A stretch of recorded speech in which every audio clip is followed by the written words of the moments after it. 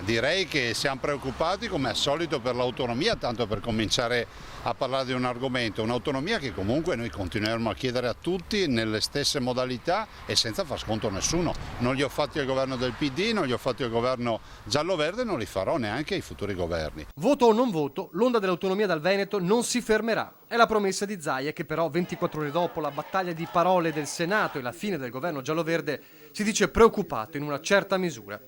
A Roma è il giorno del via alle consultazioni al Quirinale e per il numero 1 di Palazzo Balbi, come ripete da quando la crisi è aperta, c'è una sola via per arrivare prima all'autonomia e alle altre partite venete. Ci sono veramente i presupposti per andare a votare subito, mi permetto di dire, e di avere un governo forte, forse per la prima volta nella storia veramente un governo forte, con un premier che potremo avere già alla volta di novembre. Se non si scelgono le urne vorrà dire che ci sarà l'inciuccio, perché altro non può esserci, perché visto e considerato che se non si va a votare l'unica maggioranza che si può formare è quella tra PD e 5 Stelle. E la reazione a quello che Zaia definisce inciuccio sarebbe per il governatore una sola.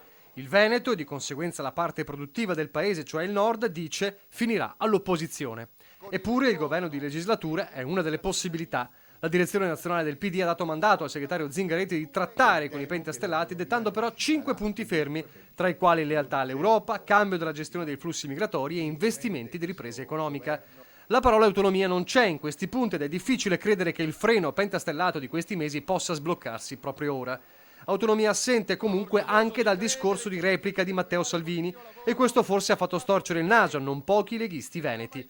Non a Zaia comunque, che invece sottolinea l'assenza del tema autonomia nel discorso di Conte. Ieri con un passaggio veramente che è stato quasi insignificante sull'autonomia, che poteva parlare di più di autonomia, magari fare anche un mea culpa, perché dopo 14 mesi non puoi dire faremo l'autonomia e garantiremo la solidarietà e l'unità nazionale, perché è come dire compreremo un'auto e garantiremo che abbia 4 ruote. Un Veneto in attesa dunque, mentre Zaia striglia ancora l'ex premier su un altro passaggio. Anche ieri il presidente Conte ha sciolinato e portato come grande risultato le Olimpiadi. Le Olimpiadi, cari signori, le paga la regione del Veneto e la regione Lombardia, e se non ci fossero state le 2 regioni le Olimpiadi non ci sarebbero, perché ci hanno detto se le fate vi arrangiate.